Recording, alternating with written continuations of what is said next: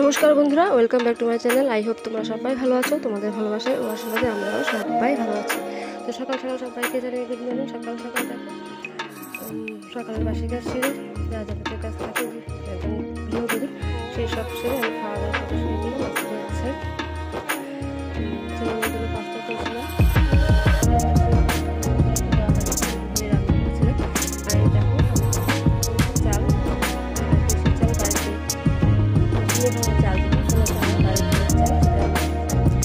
নিয়েছিলাম তেলে ভেজেছিলাম, তারপর হয়েছে সেটা প্লাস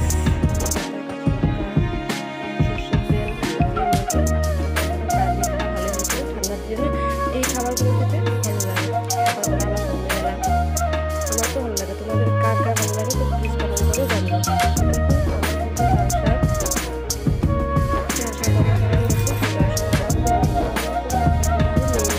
স্কুলে মেয়ের ভাবটা সবার মা আসে, আমার মা আসে না, তাই বললো ঠিক আছে আমি আজকে যাবো। কিন্তু মেয়ের স্কুলে প্র্যাকটিস চলছে, খেলাধুলার প্র্যাকটিস। আগামী 19 তারিখ ফাইনাল খেলা হবে, তার জন্য প্র্যাকটিস চলছিল স্কুলে। সেখানে মেয়ে কিন্তু প্র্যাকটিস করে রানে ফার্স্ট হয়েছিল। আর তারপর শেষে স্কুল ছুটি হলো, ছুটি হওয়ার পর আবার স্লিপার উঠবো, তো আমি একটু নিয়ে গেলাম। তো ওই থেকে আমি একটু ক্যামেরা করে নিলাম। এই থেকে আমি বলে নিই নমস্কার, আমি ফুলজিয়া থেকে ছোটো একটা গ্রাম এবং খুব সুন্দর একটা গ্রামের এক গ্রাম্য গৃহবধূ। আমার চ্যানেল রূপম লাস্টার, আমার এই ছোট্ট চ্যানেলে তোমাদের সকলকে জানাই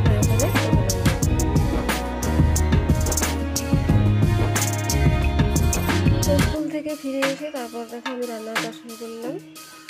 এটা যখন যে দেখতে লাউ শাক, এটা কিন্তু সেই লাউ শাকটা না, এটা হচ্ছে আলু শাক।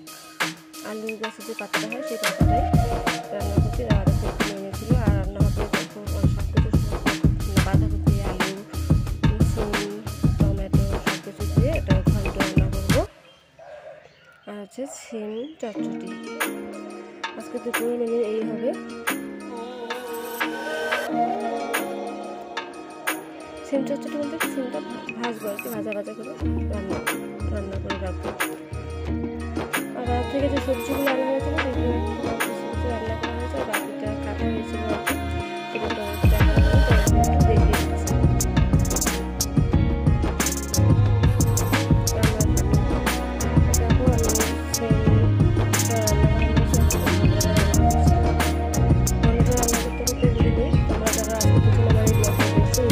দেখো আমি ব্লগটা তোমাদের ভালো লেগে থাকে তো প্লিজ সাবস্ক্রাইব করে নিয়ে আর যারা অসংখ্য ধন্যবাদ